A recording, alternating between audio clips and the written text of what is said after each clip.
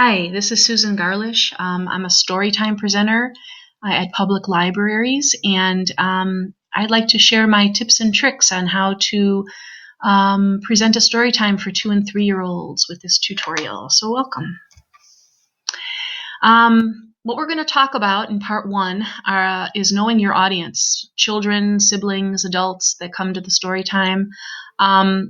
In part 2, we're going to talk about the 5 parts of a Storytime plan. So your audience, the main part is their children, 2 and 3 years old. They learn by mimicking, so make sure that you encourage them to mimic your actions and words, repeat favorite things like Itsy Bitsy Spider over and over, clap your hands afterwards. They really love that.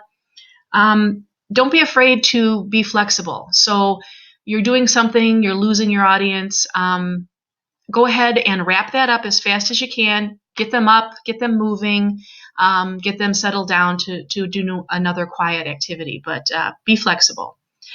They are very active, so make sure you include at least 2 big stretches, rhyming stretches and action songs in your story time. They are working on their large motor skills. They've pretty much got those down by this age, but they are working on their fine motor skills. So that's what finger plays, which we will go over next. We will talk about those.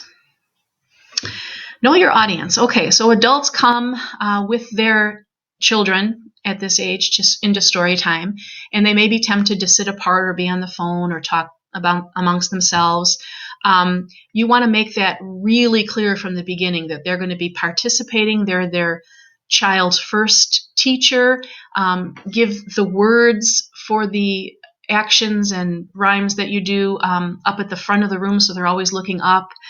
And pause and let them know why you're doing certain things during story time. They love to get some tips. Siblings are welcome in 2 and 3-year-old story times. Younger siblings will be happy if you smile at them and look at them.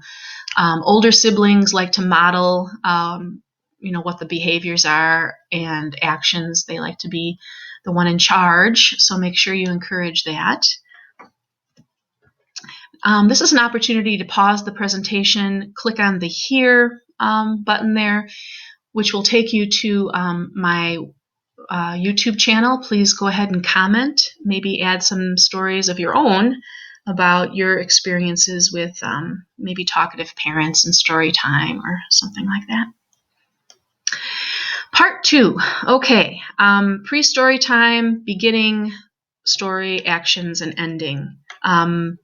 These plans are based on a book by Nichols and Sears.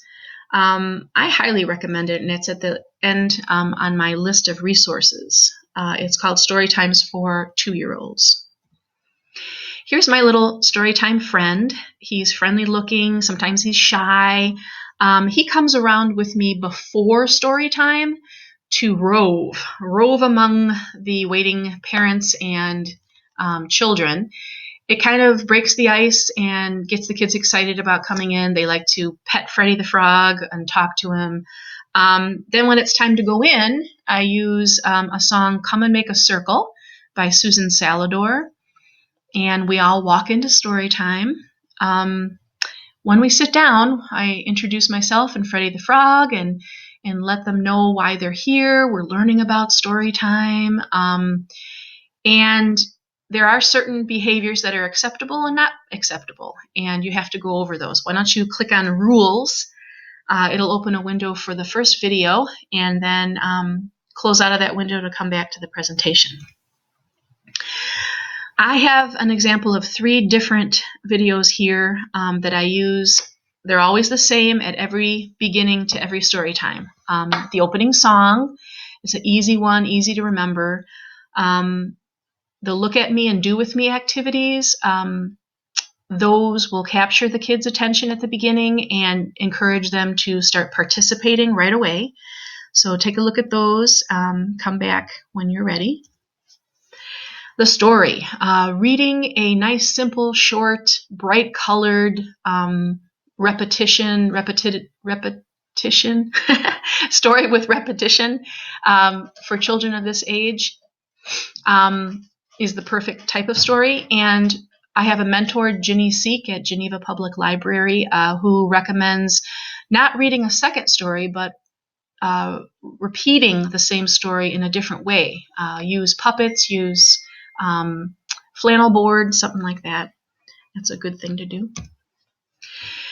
Okay, I mentioned finger plays. So these are small things, small finger movements. They are usually done to a song or a short rhyme.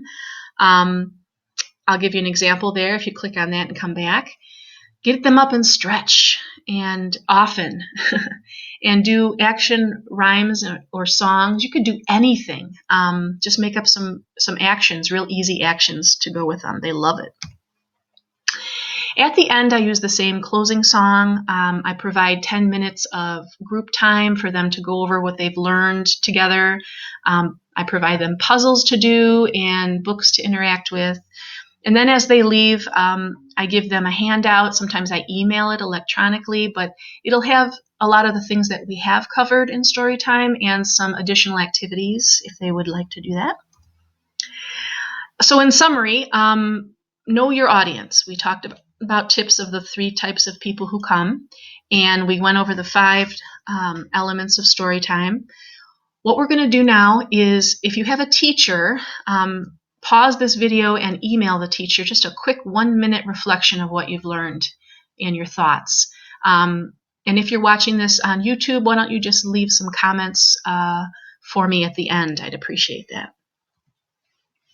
Here are a list of resources. You can click on any of them to get to either the Barnes & Noble website to look at the books, look at the websites. Lakeshore Learning is there because they provide a lot of cool toys to use in Storytime and board books. Let's see. Now comes our quiz. Click on the quiz. It'll give you the answers at the end. Good luck, and thank you so much for joining me today.